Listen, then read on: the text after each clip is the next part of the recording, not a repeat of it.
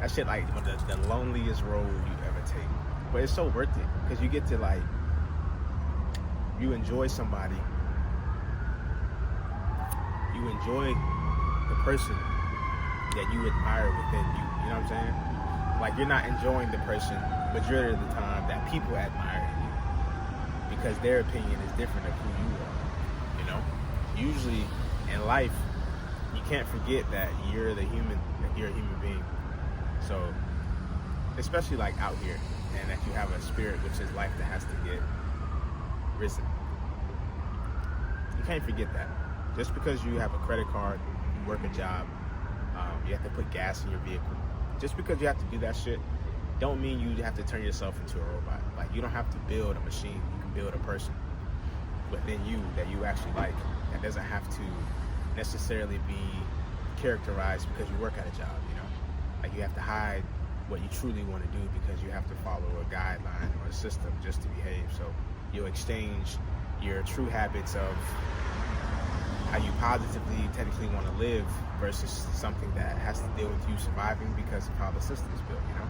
So like people who work a 9 to 5 their whole life, majority of them never get to express like the person they truly wanted to go be. You know what I'm saying? And that's like in all ways, not expressing like emotionally. That's like you do that last majority of the time. But expressing like, oh, I actually wanted to become a traveler, but I had a failure to taking risk or a failure to letting go of certain things and being detached from what was holding me back. So now I have to work a 9 to 5, that type of shit.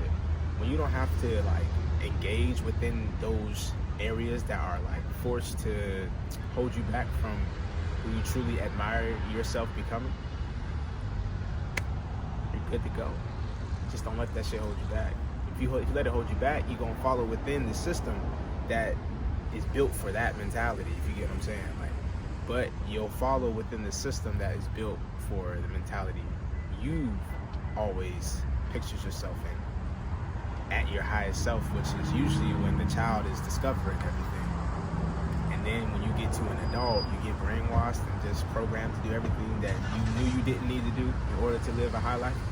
Like, come on.